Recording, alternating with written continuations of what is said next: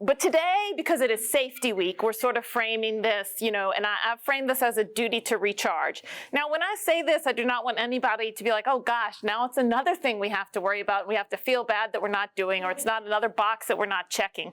That's not what I intend. But I do kind of want us to think a little bit differently, both about what we mean when we talk about safety or when we think about safety, and then also how we frame our self-care and the way we take care of ourselves in the context of what that means for the people that we take care of. Because I think that, I'm kind of done, and I hope we can all just sort of be done with this idea that it's either this or that, right? It's either we provide great patient care and are wonderful clinicians and good servants of the work, or we can take care of ourselves and have lives as real, regular people. That is like old news. We need to get rid of that. The only way you can be a stellar clinician is by taking good care of yourself. That's what I want to convince us of today, and why I've sort of framed this as our duty to recharge ourselves and to keep ourselves sort of bright and shiny and at our highest and best level, because that's how we do our highest and best work. So it's not either or, it's yes and that obviously, this perspective taking is everything. So we're going to try to shake up our perspectives today. We do have an hour together, so I want to let you know what you're in for. This is kind of the agenda that we're going to cover. What causes burnout? What are the impacts on patient safety specifically, since that's what we're here to talk about today? What's the impacts on caregiver health? So what is impacting us that then has a secondary effect on the people around us? How is this impacting our sustainability as individuals, which impacts the sustainability as an organization and our ability to fulfill our mission? And then let's talk about some solutions and some prevention. Again, as I said, today is going to be a little bit more inspirational than operational. I want to talk concept here more than like specific things that we're going to do, but hopefully it'll spark some ideas, and it is one of your objectives that you have to take your quiz on at the end. These are the 3 objectives, so that you'll know. I'll give you all the answers, don't worry. But I want you to know a couple of causes, know 2 ways that it impacts the safety, and as well as choose at least one action that you're going to take when you leave here today. Okay, so just so we're all on the same page when we know we're talking about burnout, this is really something that's discussed everywhere. I feel like you can't swing a bag of potatoes without hitting something talking about burnout. But this is a WHO case definition, just so we know when we recognize it. 3 elements: exhaustion, and the kind of tiredness that doesn't go away when you take a nap or get a good night's rest. That sort of my soul is tired kind of feeling, which leads to cynicism, which is that what's it all for? This doesn't even matter anyway. Who cares? Blah, blah, blah. And then lack of purpose and meaning. So just kind of going through the motions, feeling zombified, maybe, just a detachment from the work and not that engagement that drew us all to the work in the first place. So it's a continuum, right? It's not necessarily you are burned out or you aren't. You could be some degree of burned out, and that really, as we're starting to understand this, and then there's all these sort of nested concepts within it. Stress being one of them. You can experience stress and then you can recover from stress. Burnout is kind of a situation in which you're encountering stress over and over and over again and never fully recovering. So you just keep getting more and more and more and more depleted.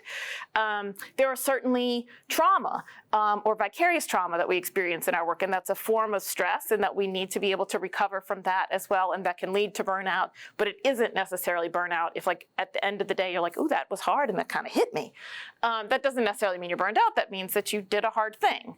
And then there's just, busyness of life, right? Sometimes we're in seasons of our life where there's so much going on, and that you may have experienced times in your life when you were able to do a lot of things kind of energetically and with ease. And then there were other times where every little thing felt really, really hard. And that's more when we're in the burnout, when everything feels really, really hard. Okay. There are a lot of causes of burnout that are pervasive throughout the world and throughout healthcare in general.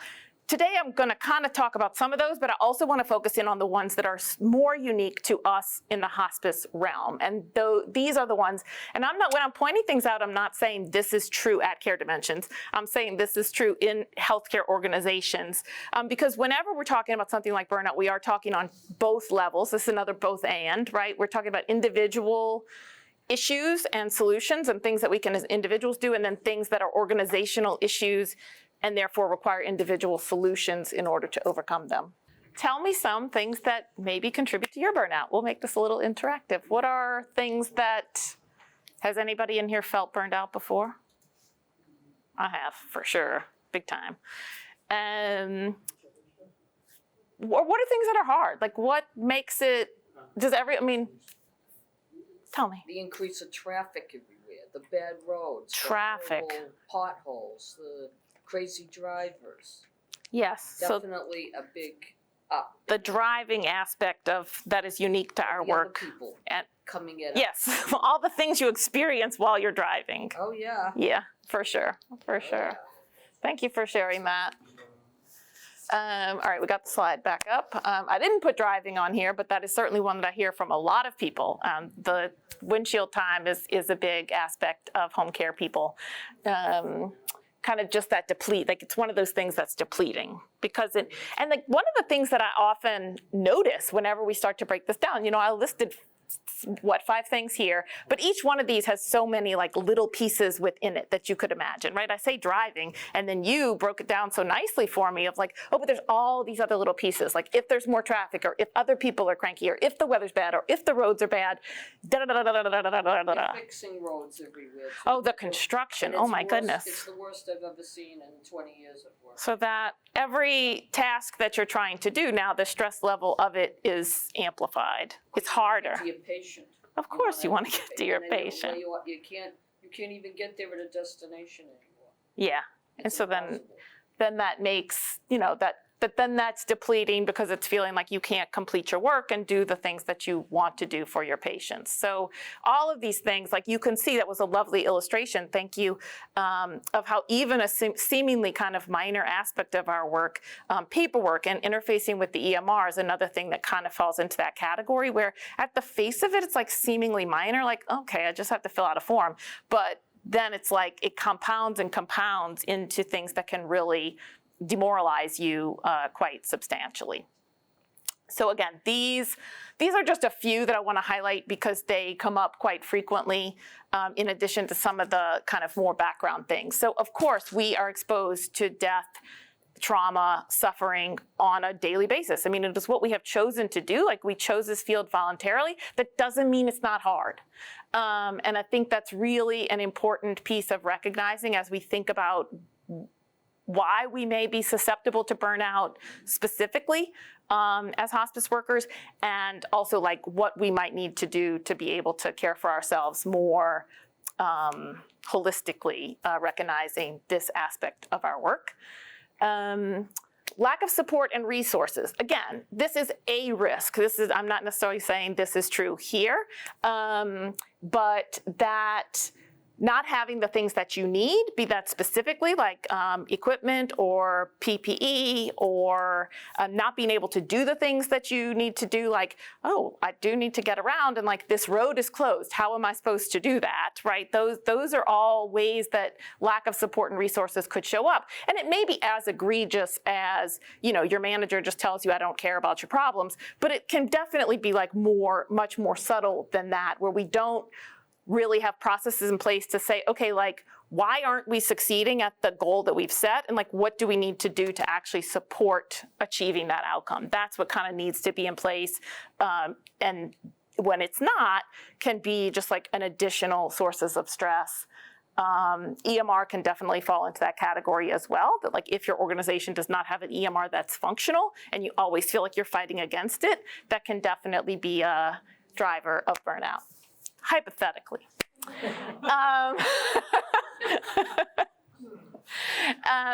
Long hours are certainly pervasive in many healthcare settings, and staffing shortages and people needing to pick up overtime and people needing to do doubles.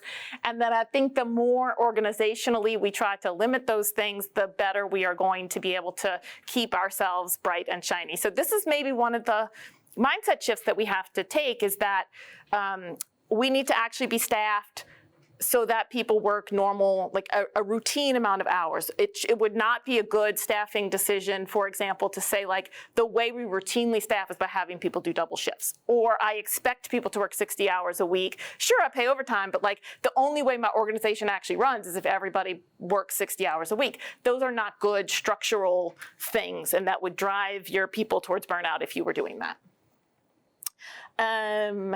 And then again, this is like another one of those things that I think we tend to kind of under-recognize, but the difficulty of emotional labor and how much it can actually wear you out. And so if you've ever had that day where you're like, I only saw 2 patients today, like, why am I so tired? Or in the morning, right? Like maybe it's midday and you're like, whew, I'm wiped out already. I've only seen 2 patients. And that's really because we tend to underestimate, how much of a burden that takes on us versus what's more traditionally talked about in the literature of like the clinics where, I had a patient caseload of 20 patients this morning and I was churning and burning through my clinic schedule. That has its own toll, but the emotional toll is the aspect that I want us to think about in the hospice setting, which of course can lead to empathy fatigue, often discussed in the lay discussions or even in the literature as compassion fatigue, but I will say that I use the term empathy fatigue because compassion is sort of self-repleting. Like if you're practicing compassion, which has like, I feel with you and then I'm going to do something about it, that's actually restorative, where if you're just empathizing all the time, you're like, I'm feeling and I'm sharing and you're suffering and you're like, well, that's all just boo-goo, that definitely wears you out, right? Like feeling another person's pain, your body doesn't know the difference. You're experiencing pain and suffering all day long. And there are ways to mitigate that, and there's ways to work with that so it's not so depleting, but it definitely is a true phenomenon. So those are all things that we both sort of generically as a healthcare field or as like human beings in general may be susceptible to burnout, and then some specific things that I wanted us to think about. Now, how does that impact outcomes? We're starting to kind of connect these dots, right? When we're not feeling our best, how is that showing up in the kind of care that we deliver? So when we talk about, the traditional kind of safety metrics like falls or workplace safety, like how we do lifts or do we get needle sticks or medication safety, we have these very sort of clear structural things, right? It's a very structural, and then certainly physical safety is important. Like we need to think about our physical safety, whether we're driving or whether we're going into someone's home, where we have to assess the home for safety risks to ourselves. But the piece that is like maybe a little bit more to the concept of burnout is this concept of psychological safety. So how are we feeling psychologically safe with our coworkers, and then how are our patients feeling psychologically safe with us? Which when people experience psychological safety, they're like free to express themselves and know that they can ask questions or they can disagree or they can speak up. And that's where burnout really can threaten the situation. Because, if you're a little crispy, right? Like, I'm not going to respond if I'm crispy, I'm not going to respond well when you disagree with me or ask me a question or we want to kind of think about things outside the box or we make mistakes. That's the other big deal from a safety perspective, right? Is that we know human beings make mistakes. Humans work here. We don't have perfection. And so how do we respond to mistakes? What's the sort of culture around learning and growth from mistakes? All of these things are incredibly severely impacted when the people are all burned out. Does that make sense? So that's sort of one direct way that the burnout can impact.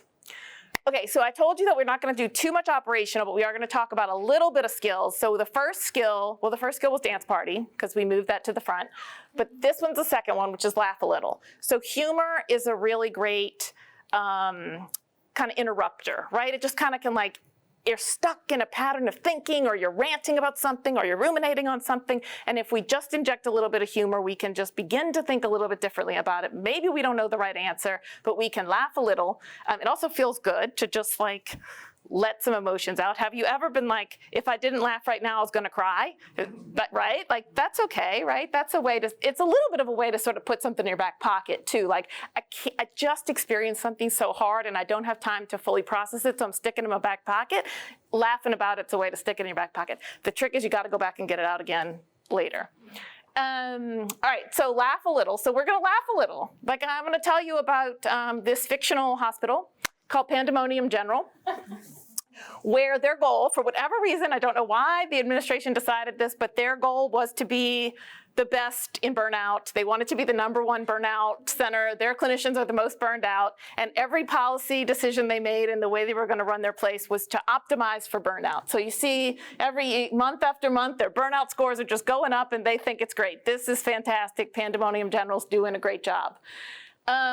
So if you want to work there, these are the skills that you should have to work at Pandemonium General. Experience providing subpar care while maintaining a state of exhaustion. Ability to navigate long shifts without breaks and high patient loads without breaks. Expertise in mastering the art of feeling undervalued and underappreciated. So like, get good at that. And desire to sacrifice your personal well-being for the sake of productivity. So these are all the things that will make you a burnout superstar, should you want to work there. Here's a couple of people who are ahead of you, the burnout superstars. And we have Olivia Jaded Anderson, who's known for her dark humor, cynicism, and clashes with management. Or we have Sarcastica Montgomery, who's well known for her sarcastic comments, epic rants, and wears her burnout as a badge of honor. She'll tell you all about it anytime. Do not get her started. Or we have Jeremy Eyroll Rodriguez over here, who is just not having it. He's well known for his exasperated size, and he can't trust anyone to do anything right. He's just got to do it himself. Did any of these sound familiar? Have we worked with these people before? Yeah. So just to, in case you came in, don't worry, you don't have to be burned out to work here. We'll train you. We make the physical space as uninviting as possible, just to make sure that you don't have any place to restore and recover yourself. Overstimulating environment, patients can just walk right in. We only have junk food and high caffeine beverages. We want everyone to vent as much as possible so that everyone can get as agitated as possible. And we don't need none of those wimpy resilience or wellness resources. No, not here at the Burnout Lounge.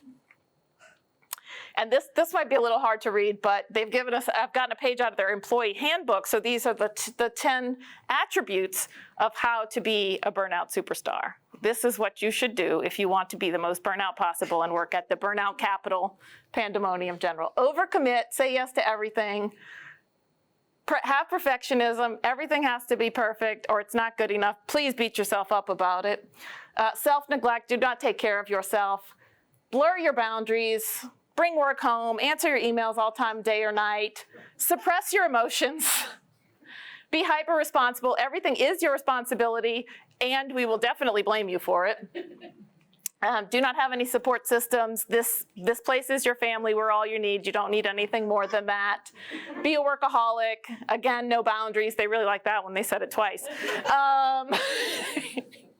And disregard the need for rest and recovery. So I present this humorously, but I think when we look at this, I know when I read it, I was like, some of that sounds a little too close to home. And so just remembering that these are the things that actually do drive us towards burnout, and they may be habits that we have, and they may be things that we were trained and conditioned to actually do because they were rewarded. Many of these behaviors are rewarded in the medical and nursing training pathways. I'm not as familiar with social work and other things, but this behavior is absolutely rewarded. You are a superstar if you behave this way. So I think we have to recognize that in order to really thrive, we have to kind of undo a little bit of some of the things that we were conditioned for. Okay, we'll come back to the real world now. So these are the couple of specific impacts that I want to highlight. And I think you could probably think through a lot of them as you start to think about, oh, these people who are jaded and cynical and detached from their work, and maybe their brains are fogged because they are kind of sleep deprived and chronically stressed. I mean, we could probably come up with a laundry list of potential issues that could arise from that. I've highlighted just a few. So we have impaired judgment and decision making. And this could be this can impact everything from our driving to the amount of ways, the amount of solutions that seem available to us when we're trying to solve one of the really difficult problems that we have, with our patients. As even simple things like trying to make a care plan, we may just miss some of the easy ones because we're so clouded by this chronic stress. And it may lead us to have suboptimal care plans because of that. Certainly medication errors. This one's documented in the literature that when people are chronically stressed, their math skills are impaired, like all higher executive functioning, and prescribing dangerous medications as the ones that we prescribe and teach people how to use. So it's whether you're a prescriber or not, or whether you're like a medical person or not. I'm working on a course right now where we're teaching interdisciplinary, and the person I'm doing this with calls us team body or team soul. So whether you're on team body or team soul, it doesn't matter. You could make medication errors. Team body's probably more likely to have this one as a problem. And then this one's a big one for everybody. When your chronic stress impacts your body so that you are more susceptible to illness, which then means you're more susceptible to carrying things to other people. Not to mention that we're going to have sick days, and which creates its own staffing issues and all of that. And like, of course, who wants to get sick, right? I don't want to get sick. It messes up my life. But the risk of infections related to chronic stress can really have like a big snowball effect on every layer. But if we're thinking about safety, I think that the strongest tie-in is that if you're sick, you're potentially bringing some illness to our vulnerable patients, and that's going to be a marker of lower quality care. We don't want them to get sick. Okay, so then that's kind of like out there, right? Like that's the impacts that are going to have on the patients. Now I worry about all of us too, and I think our organization, a compassionate organization, should certainly worry about our well-being as individuals. And so these are impacts on individual clinician health.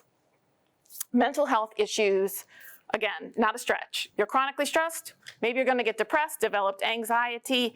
PTSD can result from all that sort of unprocessed stuff that you're seeing and sticking in your back pocket and never go and get it.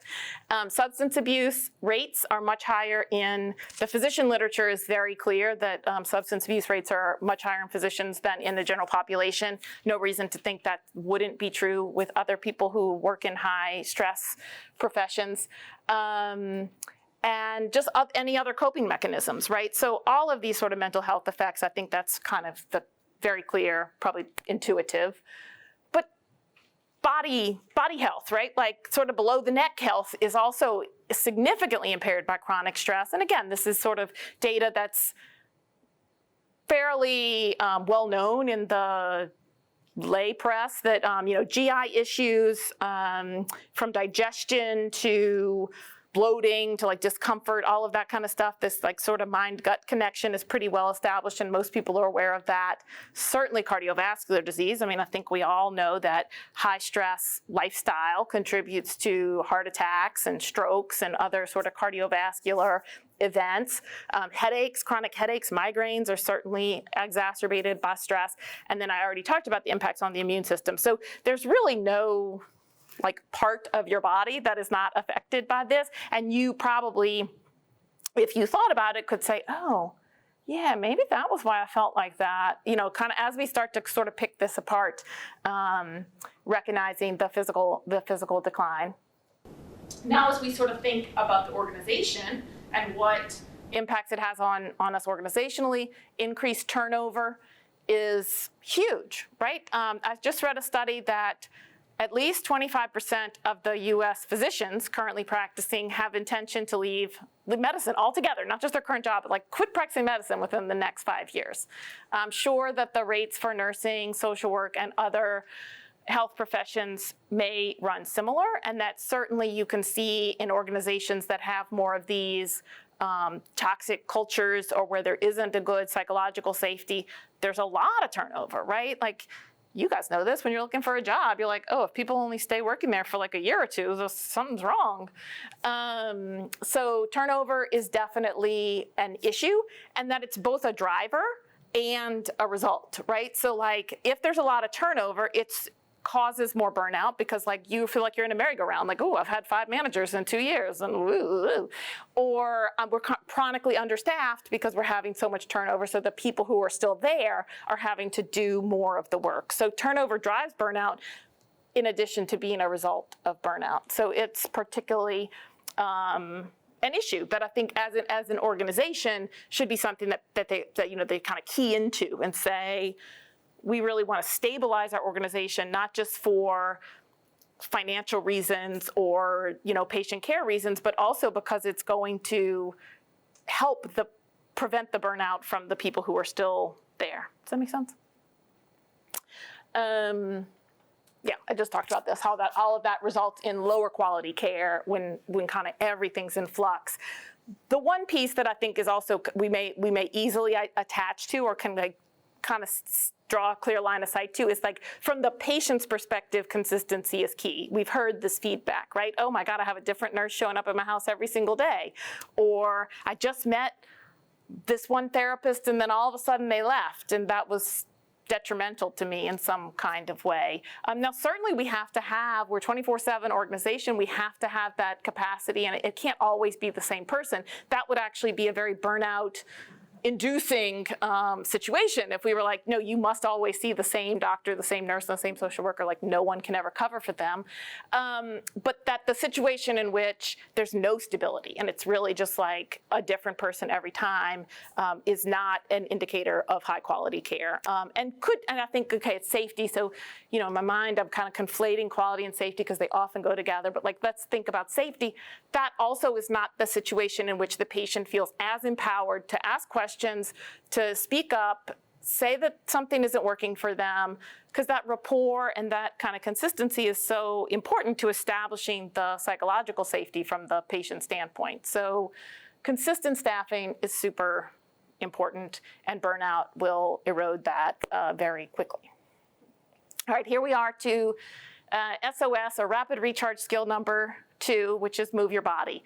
I think a lot of us forget. We're all very thinking people and cerebrally oriented, but our body contains quite a lot of information and actually quite a lot of therapy that can help us process things. So we're going to move our bodies just a little bit just to practice. I already encouraged you to do dancing. This one's not quite so dramatic. Let's see, we're going to start with our right arm. So right arm, kind of stick it out, tense it up, squeeze your fists, tense your muscles, scrunch this. Tense, tense, tense, tense, tense. Okay, relax that one. All right, left arm, squeeze your fist, tense it up, tense your shoulder up. Just squeeze as much muscles as possible. Muscles you didn't even know you had. Left arm. Okay, relax that. Now do your face. Squinch up your face as much as possible. Shoulders too. You can get your shoulders all squinchy. Oh, okay, and relax that. All right, now just kind of shake all that out. Want to do your feet? Let's do our feet. Let's see, right foot, right little leg, right whole lower extremity. See if you can squinch up your toes. Can you contract your calf? Can you contract your thigh muscle? Ooh, it's hard. It's much harder to isolate in the leg, right? Okay, shake that out. Left side, squinch, squinch, tight. Oh, you could get your butt in there. Squinch your butt muscle. Feel how that feels. Just feel your different body parts. Kind of the whole point, right? And then kind of shake it out. You could do a whole body shake if you want, just like this. All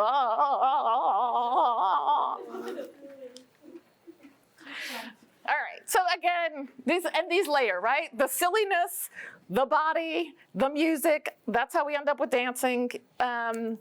And I introduced that only, there are so many individual skills that you can layer in.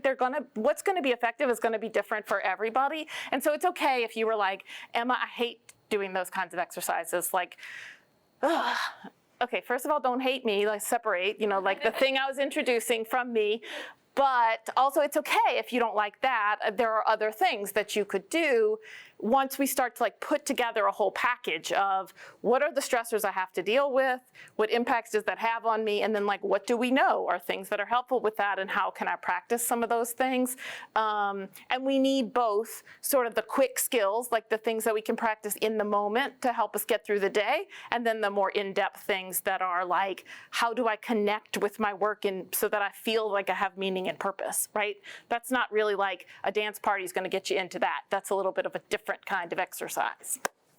All right, so now we're back to the fictional world. Now we've gone across town to Serenity Hospital. Serenity, thankfully, wants to value its clinicians, and their belief is that if they take good care of their people will take good care of their patients, and so they really prioritize mutual flourishing is their mission, and they believe that when everybody flourishes, meaning they have a good life inside of work and outside of work, that's going to be the thing that results in the best patient care. So Serenity has a great mission, and these are some of their taglines. Serenity sounds like a much nicer place to work. Let's see, what their lounge looks a little different. It's got natural light, plants, healthy foods, spaces for people to support each other. So Serenity is demonstrating both in its words and in its structure that it supports the people. And then when we look at the patient reviews, they're glowing and really reflective of the type of care that we all want to be providing, as a reflection that prioritizing taking good care of your people does result in good patient care in a way that is the way we all want it to be. So what are some promising solutions that might be in place at a place like Serenity? Support services. These are all things that have been piloted in different healthcare settings across the country, and I'd love to hear, we are gonna have a good amount of time to kind of have discussion because I wanna hear how you guys might think about some of these things. But peer support, so just as simple as, do you have a buddy? Do you have somebody you can call to debrief with, or somebody who kind of understands? And then more formally, there are programs that are kind of like, there's a little bit of a structure. There's one that's called Emotional First Aid that's run through the Schwartz Center.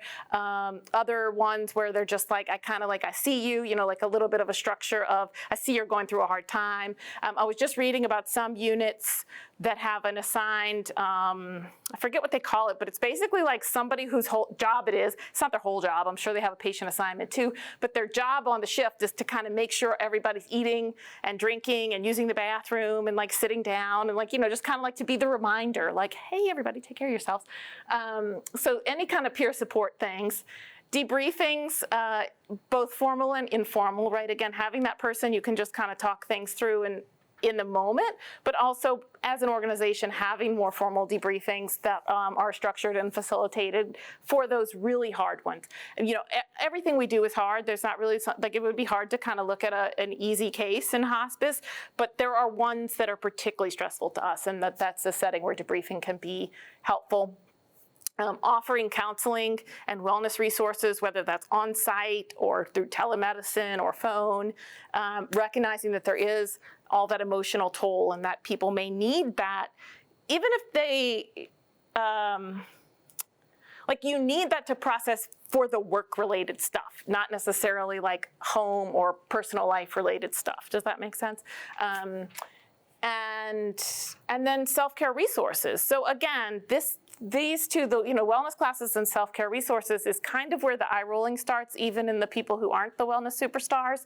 But I'll say that I think when that's sort of like layered in with all the other stuff, like your organization cares about you, and like you have a working EMR and you have a manageable caseload, and then you're saying, okay, and like even with all of that, I need some stuff to take care of myself, so you're offering me some stuff to help me take care of myself. That's how it doesn't get it. When it feels like a Band-Aid, like, well, we still have to work 60 hours a week and you have to take care of like twice as much caseload, but like, here's your pizza party, or like come to a yoga class.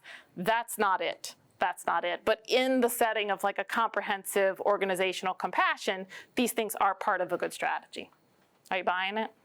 Yeah. I roll my eyes too, don't worry. Okay, so workload management is huge. This is like one of the biggest drivers. If you make people work too much, you make them do superhuman things, they are only just humans, and so they will crumble. Limits on overtime. I had this as mandatory break periods, and I took out the mandatory because it just felt a little too much, but at least encouraging or creating a culture where taking breaks is normalized. Let's at least say that. Having manageable caseloads, and as well as allowing some flexibility in hours, whatever that means to you. These are all great solutions to keep people from lower the risk that people will have burnout. This one, again, may encourage people to think a little bit differently, but I want our leaders to actually show us the way. So many times, leadership, particularly as you become like a clinical manager, and I know I did this when I was in a management position, my solution to everything was like, oh, I'll just do it. Oh, we had somebody call out, okay, I'll do it. Oh, okay, we need more call coverage, okay, I'll do it. And then you're answering your phone at 9 o'clock at night, or you're on your email on the weekend, and that you think that means that you're being a good leader because you're showing up for your people and you're kind of like putting yourself out there, right? You're kind of going above and beyond. And that's good too, and it can be good. And sometimes there are crisis times in which that's called for. But I believe that the result of that is that people see that it's not okay to take a break. It's not okay to turn off my computer. It's not okay to put my phone down. It's not okay to say I can't pick up an extra shift. Like, my manager's doing it. My manager's doing all this extra. My manager's on their email in the middle of the night. So like, that's what's expected of me. Even if you say, I don't expect you to do it, if you do it, you're kind of sending the message. Same thing with parenting, right? You say what to do and then you do something different. What do your kids learn? The thing that you were actually doing. So I think our managers and our top, like from every level of the organization, including our internal leadership, like how we are leaders for each other, modeling this culture of it's okay to ask for help, it's okay to take a break, it's more than okay, it's encouraged. These are all really promising solutions that have been documented in the literature as well. Okay, and then now here's where I'm getting really crazy. I want to add these to our traditional safety metrics. So all the stuff that, we measure, we just had CHAPS, right? So all the stuff that we measure on an ongoing basis, how many falls do we have? How many patients do we serve? What if we measured how many of our staff actually use all their vacation days in a year? Or how many people have a high level of joy in their work? Or how many people are done by 4:30 and aren't charting in the afternoon or still having to drive around through traffic late into the night or whatever. Again, just because you start measuring it doesn't mean it's going to be perfect, but if you're not measuring it, then you don't even know. And it certainly doesn't indicate, again, you can give lip service and you can say, well, we want you to be done by the end of your workday, but like once you start measuring it and actually optimizing for it, that's really a different, like a much more powerful statement. As well as I think that ongoing personal and professional growth is something that I feel like our organization should be supporting. So that values you as an individual, not just as like a widget in the machine. And so that is another thing I'd love to see us valuing. All right, so here's the recap for your quiz. There's your causes of burnout. There's the ways that it can impact outcomes. Got them? Okay.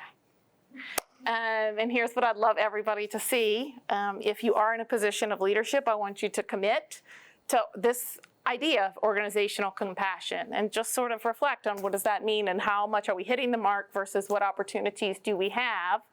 Recognizing that clinician thriving is essential for us to provide high quality care. Like, we cannot do it. If our clinicians are not thriving, we are not providing high quality care. Hard stop. And that for all of us, whether we are in a leadership position or not, just really committing to this culture of mutual flourishing and committing to your own self-care. Maybe just a little bit more. All right, we already did the dance party. We can do a little bit more.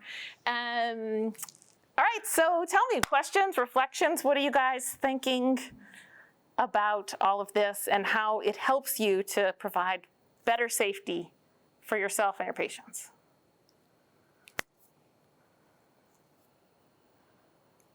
It's about teamwork. That's what it's about. Yeah, for sure. The nurse knowing the aide knowing the social worker knowing the chaplain. I don't have that problem. I've never had it. I've been here for 20 years. It's been one of the most moving experiences. You never know what to expect. It's like you're in the journey and the things come to you that you didn't know you need, or you are exposed to them to utilize them at another time. We have great nurses here. We have great social workers here. In the older days, without all the cell phones and computers, we had more integrated teamwork. We need more human touch. We need to know who's working here. We need to know each other. That's what we need. So that's what's We feeling. need to go back to knowing all of our coworkers, or some of them, or more of them, and to just, we're all here for each other. We love each other. I wouldn't have stayed here 20 years, believe me, it's not been an easy journey. But with the people I know, the people I have on my teams, there's just love. That's all it is. That's as simple as it I is. love that. More love. That's what I have on my phone here. That this is my reminder. I carry it around all the time. Love more. This is like my only directive. What are you going to do? How are you going to solve that problem? I don't know. Love more, then you'll figure it out. More hugs, less computers. Yeah. What feels easy? Is there a question somewhere else?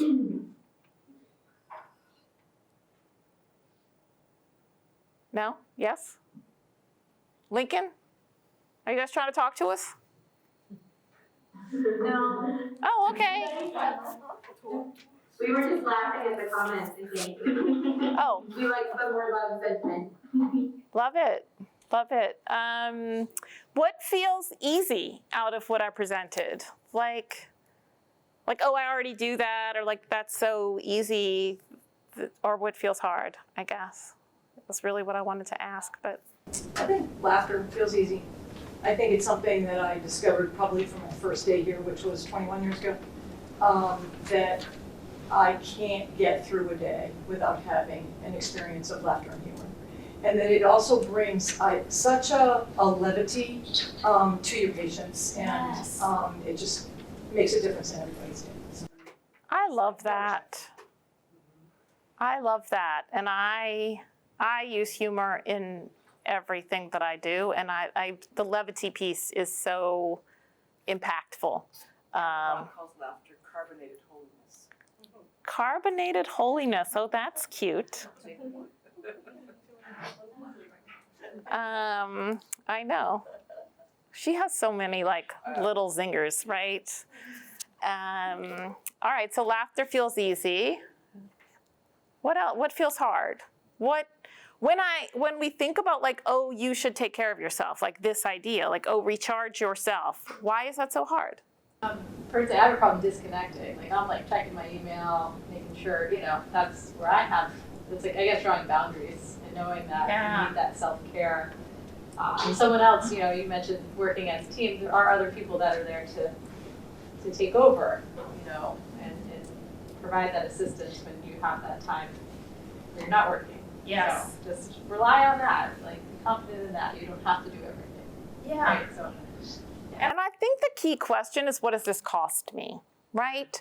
That wanting to provide care for our patients, and wanting to know what's going on with our patients, and wanting to be supportive for our teammate who's the one who took over for you, are all good things, right? I wouldn't say that any of that's inherently bad, but when we think about, but what does it cost me if I'm doing all of that, all of the hours, then when it is my turn to come back, now I'm depleted, right? And I'm not really pulling my weight as well as I could be if I took my hours off, right?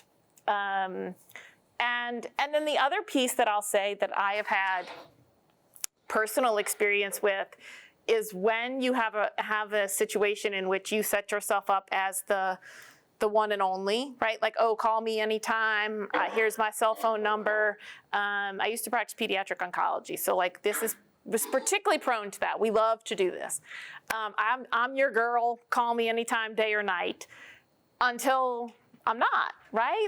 What if my kid's in the hospital and I have to attend to them, and so I can't answer my phone, and then that person is not only feeling abandoned, but like literally does not have any care because I have not set up a system in which there is anyone else for them to call. That's a disaster.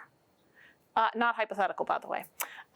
So once that, hopefully you can learn from other people's experiences and not have to actually run that experiment yourself to know that it's really, even though it might in the moment, as so many things in our adult lives are, in the moment feels a little bad, when you can take the wider view and say, oh wait, I see how this like works in the system as a whole. I understand why this is the right action, not only for me, but like for the whole system. Boundary setting is really hard in that way. The other boundary that we often have to enforce is like, I just can't do that, right? And like maybe sometimes it's like technically true, and sometimes it's, I can't because within the system I'm not going to do that, right? But it feels bad at the time because there's somebody sitting in front of you that you're having to say no to, or you're having to say I'm sorry, or I can't, or you can't have that. That feels bad. But that when we think about the whole scope of, well, if I did that, then that sets this whole other cascade into motion that's going to end up in harm. I'm just kicking the harm down the road a little bit. It makes it easier. But I think that's training. And that's some of what wellness resources through the organization can offer is like, how do we train ourselves to be better at setting boundaries? Who in our organization are good boundary setters, and who maybe have never been taught how to set boundaries properly, and can we teach each other how to do it? I'll give you a hint. Social workers good, doctors bad. Stronger, less strong. That good and bad was a little overly judgmental. I didn't mean it that way, but as an example, right? And how we all learn from each other and why we're stronger as a team than we are as individuals. These are all like the general hospice magic that we all believe in. We just have to use it in this slightly different way. Sounds pretty cool, right? We're sounding more and more like Serenity Hospital every day.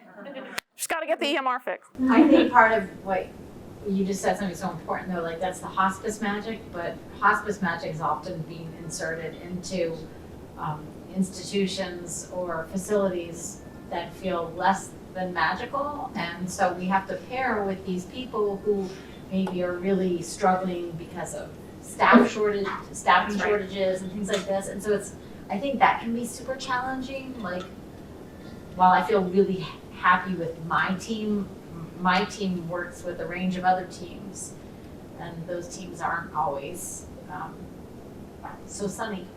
Yeah. Tricky.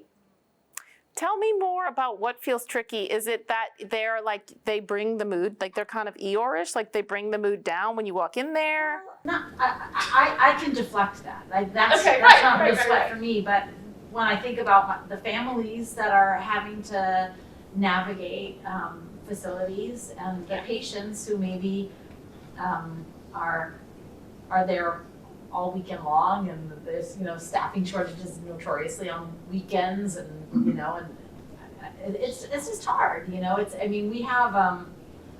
only have so many touches a day as hospice providers, Yes. right? And the majority of the care is coming from the facility, and the facilities often are doing great jobs and are doing the best they can. But it is what it is. They're doing the best they can. So goes to the emotional labor piece, right? There's a burden of suffering that we collect every time we observe a deficiency, I think. And it's true at every level and every domain. I mean, I see it all the time when I'm like, well, let's send this patient to this kind of facility. And people are like, well, that doesn't exist, or your care plan, I need this, this, and this. And like, no, CMS says we can't have that part, so like I think we all have some version of that, even if it's just that we can only be here so much, like you just said, right? Like, and then at some point, either the family has to do the care or the facility has to do the care, and that is a piece that we have to hold when it's not the way we wish it was, right? I think with just to kind of piggyback off of that comment is when we're working with other facilities that are providing care to the patients that we're also caring for, we feel a sense of accountability for their well-being and for the care they're getting. We only have so much control, and that's where, like, I don't have control over this. And again, we're doing the best we can. have to come down.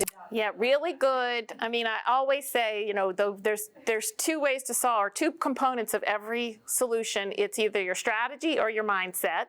We talked big time about mindset and like having a mindset of keeping yourself healthy. Some of this is strategy, and some of the strategy that you're talking about is that kind of zones of control work. Like, is this in my locus of control, or is that out there in the stuff that I can't control and I have to sort of let go of it?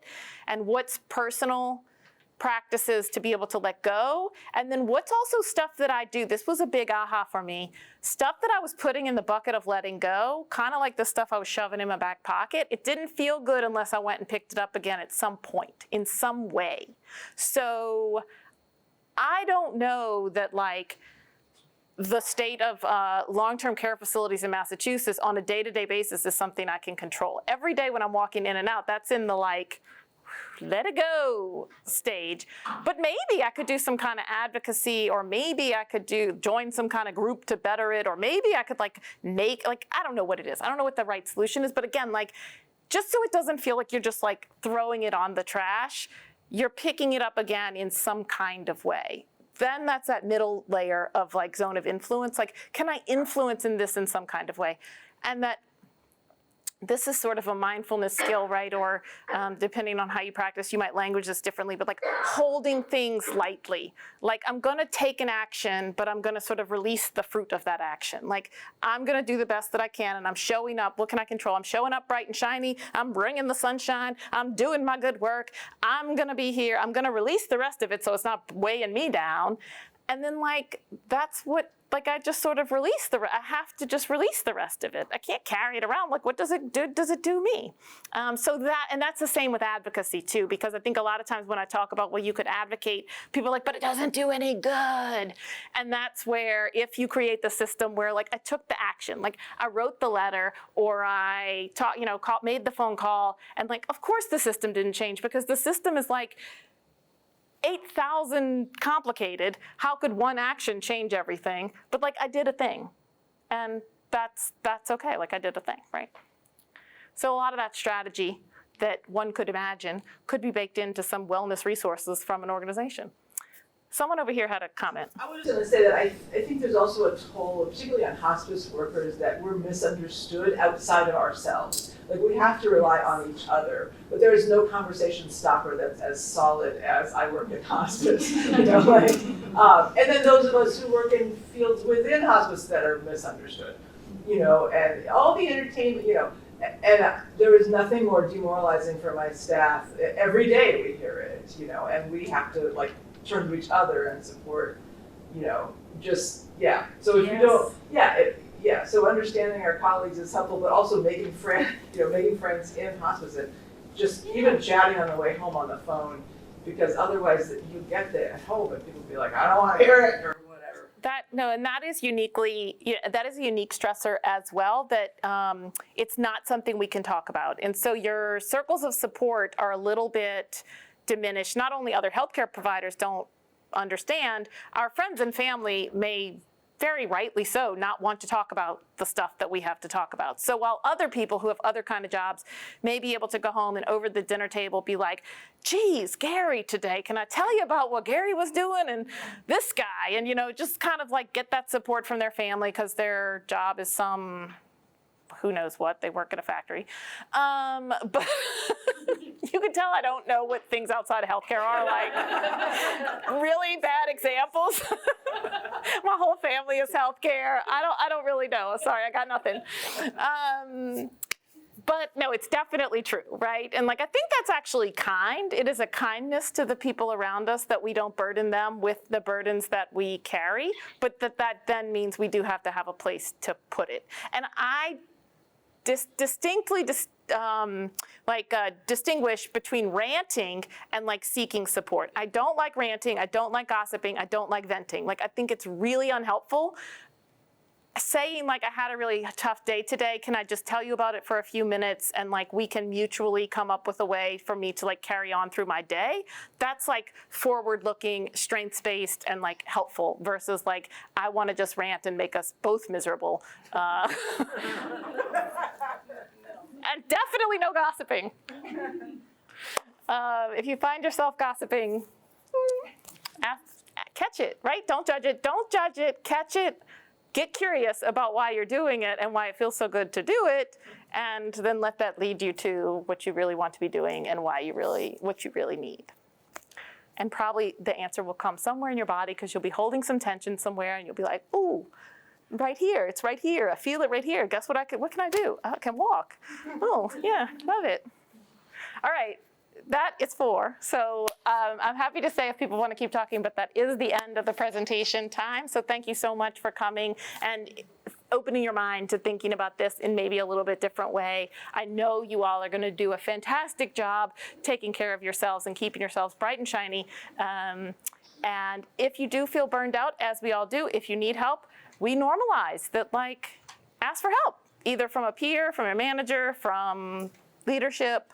You can call me if you don't have anybody else to call. I'm happy to talk to you anytime. Thank you.